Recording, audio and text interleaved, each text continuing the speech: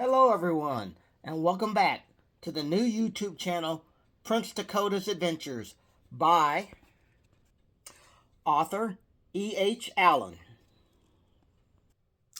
Hello, everyone, and welcome back. This is the new YouTube channel, Prince Dakota's Adventures, as you've already seen. The first two, not chapters, the first two episodes were the prologue and chapter 1. Now I'll be reading chapter 2 in two parts. This is chapter 2, Moles, Light Bulbs, Carrots, and Great Danes. Earth Orbit. In another universe. Designation UVS 008 923 AD 2017.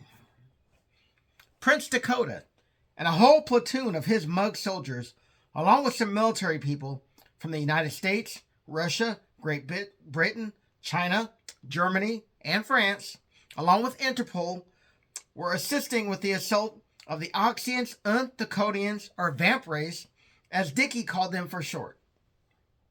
He decided he wasn't going to call any race by such a long and ridiculous name, and quickly gave them a nickname.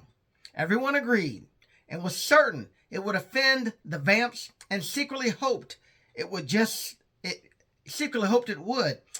to see their reaction. The U.S. military people were from the Top Secret Stargate Command, SGC, located at Cheyenne Mountain Complex, which they shared with NORAD. The personnel from other countries were also clued into the top secret nature of the mission, since it concerned extraterrestrials that had been preying on defenseless humans for millennia. The Vamps made a serious mistake in snatching someone closely related to the U.S. chairman of the Joint Chiefs. That was a big no-no, and the Vamps were about to get a spanking since several countries were involved. Prince Dakota contacted the SGC immediately upon hearing what had happened, and he quickly told them his plan. In less than 24 hours, every country involved with the assault sent its best top-notch officers to an undisclosed location in the USA where they'd meet up with the mugs. Everyone couldn't wait to get a chance to work with the superpowered Guardians. The other governments insisted on sending personnel since people from their countries had been abducted. And everyone involved that was new to the alien situation had signed a non-disclosure agreement, or NDA. New paragraph. Prince Dakota and the SGC officers had a quick briefing with the other countries' officers before they all boarded two suborbital, sublight-capable transport shuttles that cloaked after departure to prevent being seen by the public. The shuttles headed to a large, faster-than-light starship in Earth orbit called the CPS and Septum. It was over 700 meters long by 200 meters wide, had 30 decks, and was the flagship of the Epsilonian fleet. Dakota was extremely proud of her, and the SGC officers and those from other countries were eager to see it. The assault on the Vamp compound would be mounted from the ship. Everyone was currently standing in a large cargo bay with high ceilings and lots of support personnel moving about while they prepared to start the assault. They'd be using what are called quantum wormhole doors, QWDs. They allowed instantaneous short-distance travel from a starship to virtually anywhere on a planet, like a closet in a Vamp castle. There were several doors which would allow several people to covertly launch a simultaneous assault into the castle without the Vamps' knowledge. They planned to assault them fast and hard. The Vamps would never know what hit them, and all the assisting officers would be loaned advanced tech to protect them from an attack. Dakota narrowed his eyes slightly as he recognized some U.S. federal agents that weren't affiliated with the SDC. He knew the president was sending personnel from another agency, but he wanted to have a bit of fun with them and pretend he had no idea they'd be here. He only hoped he didn't start laughing before the ruse was up. He was never very good at jokes and pranks. New paragraph. What in tarnation are people from MCIS doing here? Prince Dakota asked with narrowed eyes and a pinch of mock irritation as he walked up to the agents who were being briefed on a piece of tech by his close friend Daryl. MCIS stood for Military Criminal Investigation Service. In another universe, the word Navy stood in for military. Daryl narrowed his eyes slightly and just looked at Dakota upon being interrupted during his important weapons briefing. Daryl had the slightest smirk on his face and kept his eyes locked on Dakota while the good prince chatted with the agents. Every agent glanced at him, and most of them suspected he already knew they'd be assisting, and he was just screwing with them. All except for one agent, that is. They knew he was a powerful VIP and were told to treat him with the utmost of respect, lest he lose his mind. New paragraph. We were invited, Your Majesty, one of the agents said with a hint of irritation. Prince Dakota turned to look at him and immediately recognized him from his picture provided by the SGC. His name was Marvin Deeks.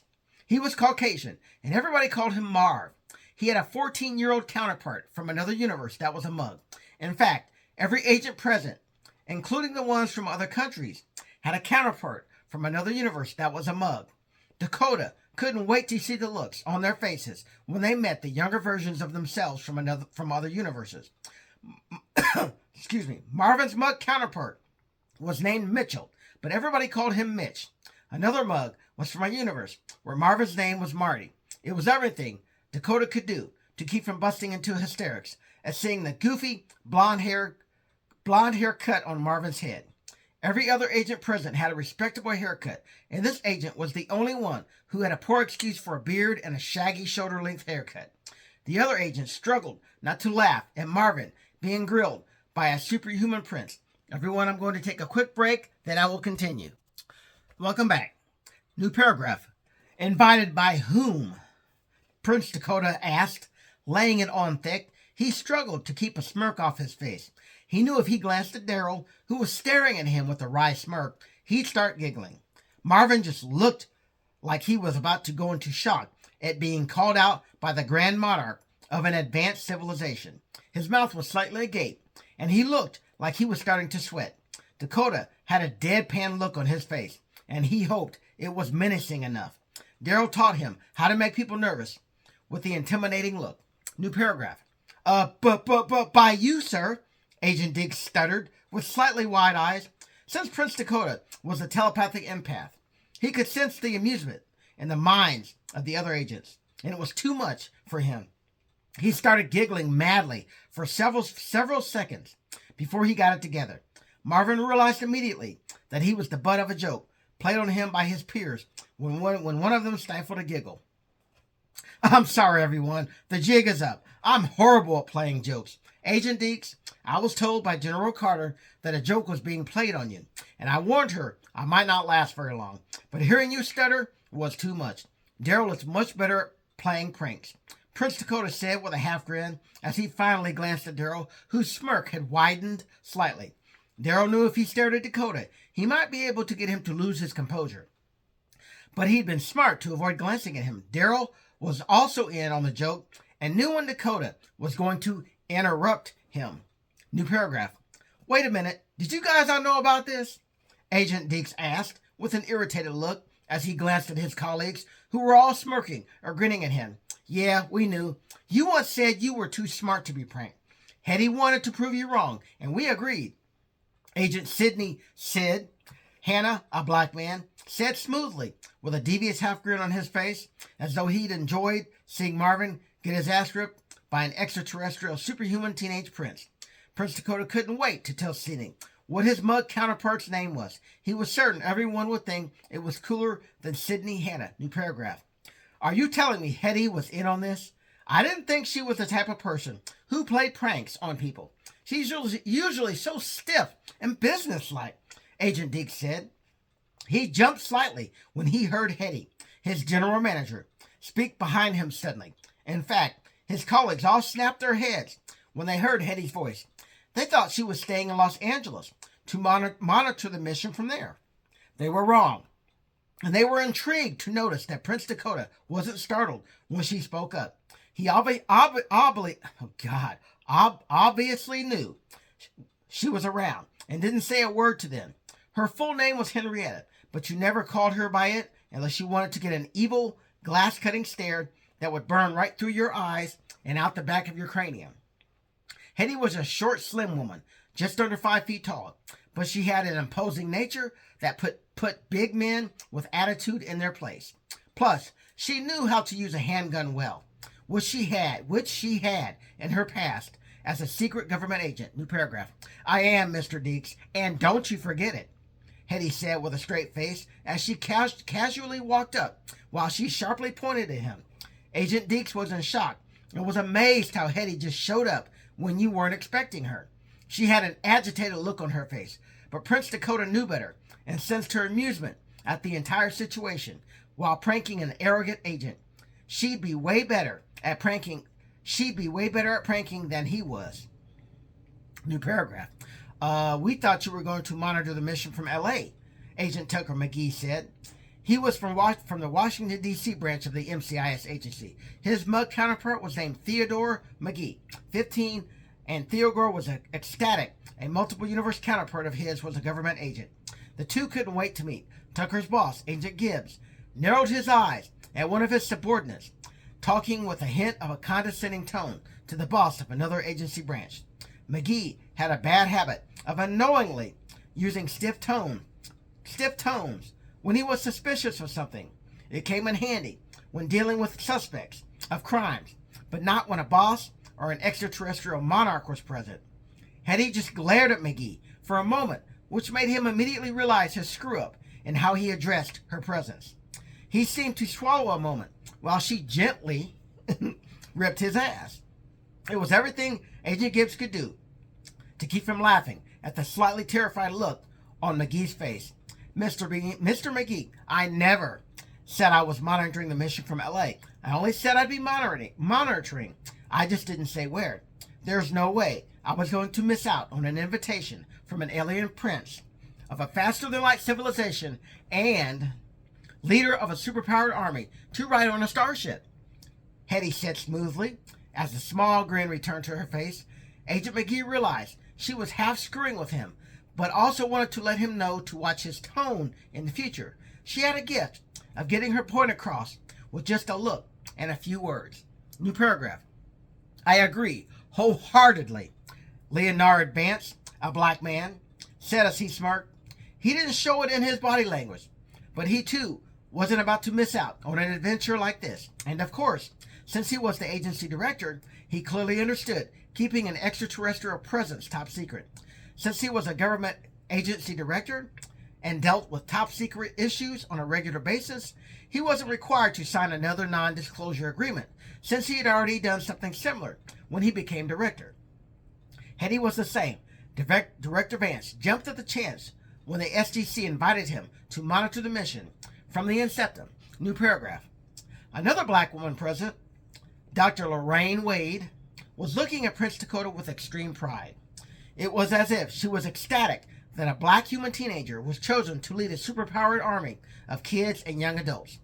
She'd been invited to monitor the mission when she was at a Denver law enforcement medical examiner conference with her close friend, Douglas Pride, who was an agent with the New Orleans office of the MCIS. They were sightseeing in Colorado when they got the call from Washington to report to Cheyenne Mountain Complex. Director Vance clearly explained what was going on and that it was not a joke, and to get their asses to the SGC and report to the commanding general. The other agents Pride worked with in New Orleans would be pissed they missed such a cool mission. But it wouldn't be too bad, since it was need to know and he wasn't allowed to tell them. Non-disclosure agreement at all. He was told his mug counterpart was named Dunham, and another adult counterpart in another universe was named Dwayne. New paragraph. Of course, understood, Hetty. So did General Carter have anything to do with this prank, or was it just all of you? Agent Deeks asked, with a half grin at being bested by his colleagues. Agent Hanna opened his mouth to speak when another authoritative voice spoke up. Hanna clamped his mouth shut when he recognized the distinguished voice. Since he'd signed the NDA, he was allowed to be read in on some of the Earth-saving missions all the Stargate teams had embarked on, and he was impressed. He had no idea such top-secret stuff was going on to protect the entire planet from alien threats. New paragraph.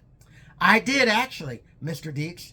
Major General Samantha Carter said with a serious half grin on her face, as if it was possible to be agitated at someone and be amused at the same time.